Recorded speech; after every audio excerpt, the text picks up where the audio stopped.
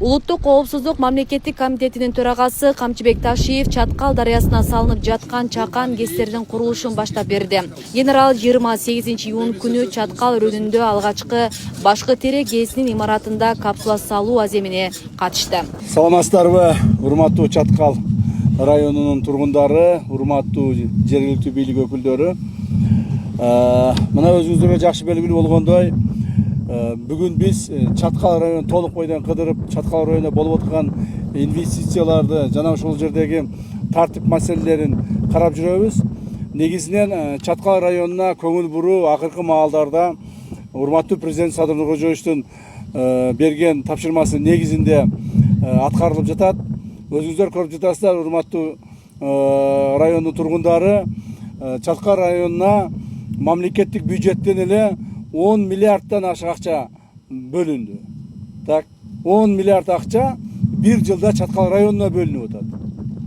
Бул мамлекеттик бюджеттен. Андан сырткары инвесторлорду тартуу, ошо инвесторлордун иштөө тартиптерин жөнгө салуунун негизинде мына Чаткал районунда чоң объекттер салына баштады. Ошолордун биринчи башаты мына бүгүнкү биз сиздер менен кошулуп карап аткан, бүгүн ушул капсуласын салып баштайбыз деп аткан ГЭСибиз. Мындан сырткары Чаткал районуна бир нече чоң ГЭСтер курулат. Себеби биздин бул жерде Чаткал суусу бул мамлекетибиздеги эң чоң өрөөндөрдүн бири. Эгерде ушул суунун потенциалын толук пайдаланып ала турган болсок, Чаткал районуна окшогон бир нече райондорду камсыз кыла турган электр энергия да чыгат, анан чыккан налогдору, акча каражаттары, пайдалары дагы бир нече райондорду камсыз кылат.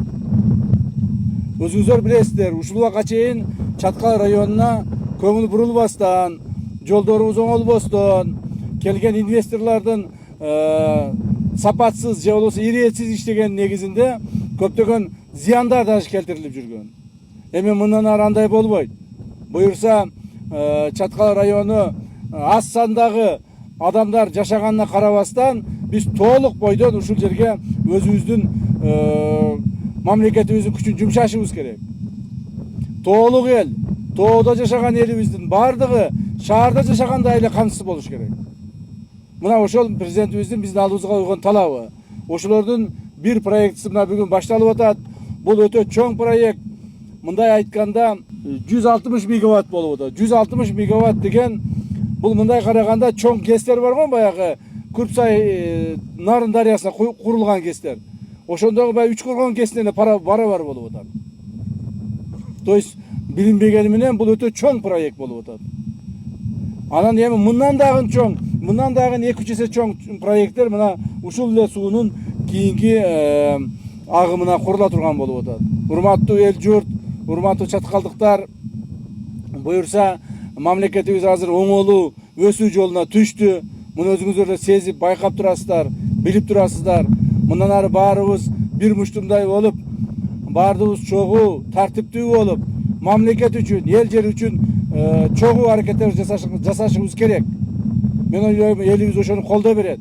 Элибиз өзү колдоп, элибиз ушундай жакшы саамалыктарга багыт берет деген ойдобуз.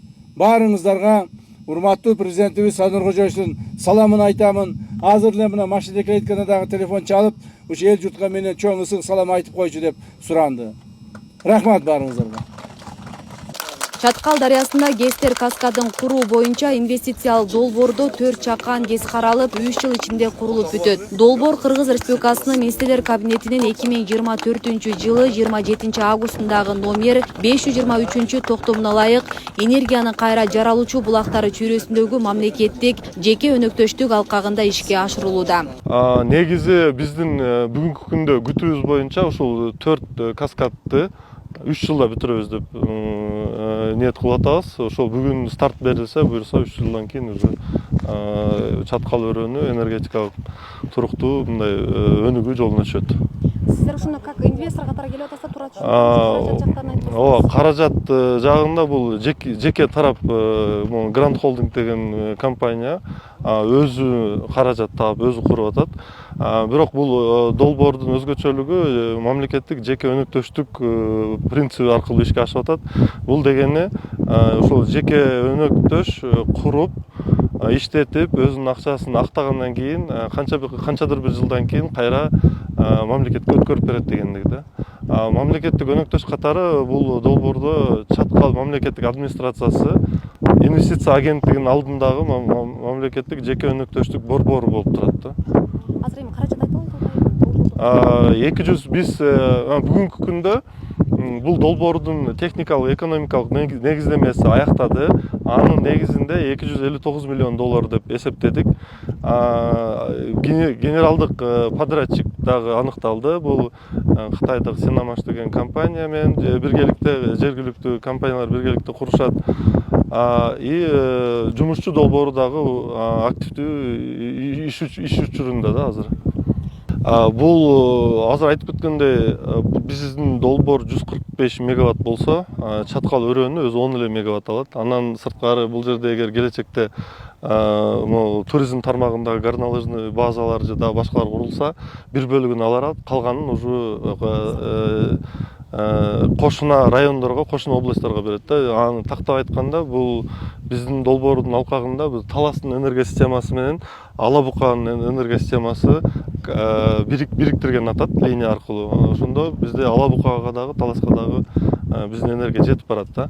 Анан сырткары биздин долбоордун алкагында ушул Талас өрөөнүндө, Чаткал өрөөнүндө туруктуу сугатка жарамдуу болгон 2000 гектар жер пайда болушу күтүлүп атат.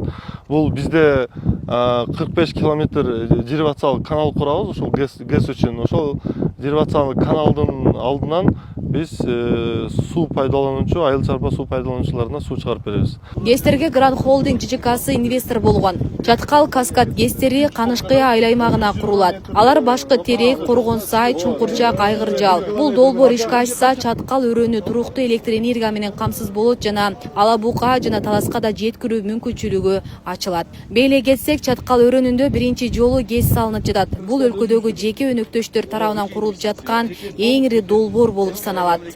Жакшы дегиле, коррупция болсо айткыла.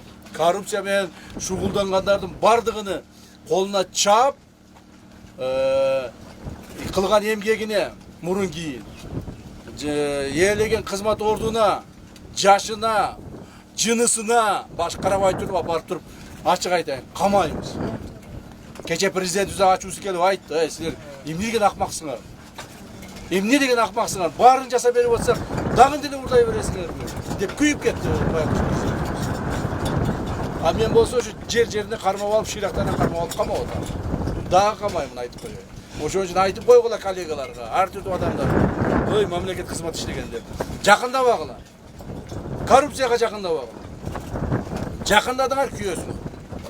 Же бүгүн, же эртең, же бүрсү күнү. Баары бир күйөсүң. Ошон үчүн жакындабагыла. Пожалуйста. Сураныс. Рахмат, анда барайын мен. Куту арыган ошо касиеттүү Чаткалыма, ыр жериме кош келипсиз. Бак каразың, кыдырдарызың, кең бейил кетпес дөөлөт болсун. Телегейиңиз тегиз болсун, дөөлөтүңүз эгиз болсун. Айнанайын ушу элим журтум деп жан үрөй иштеп атасың, дайыма жолуңуз ачык болсун. Кудайым бардык жагынан Алла Таалам өзү колдоп, өзү оңдоп ишиңизди. Элиңиз менен, журтуңуз менен бирге болуңуз. Бар болуңуз, аман болуңуз. Аман изен жетип. Рахмат. Рахмат, рахмат. Кич болуңуз. Жакшы калган кыздар. Кыз балдарга катуураак сүйлөп коюп отурмунбу? Мен баягы мыйзам бузгандарга баядагыны айттым мен жерде. Мыйзам бузгандарга каарыбыз төгөбүз. Жөнөкөй адамдарга мээрибиз төгөбүз. Асия Сыдыкова, Шерзат Эгембердиев, Регион телеканалы, Чаткал.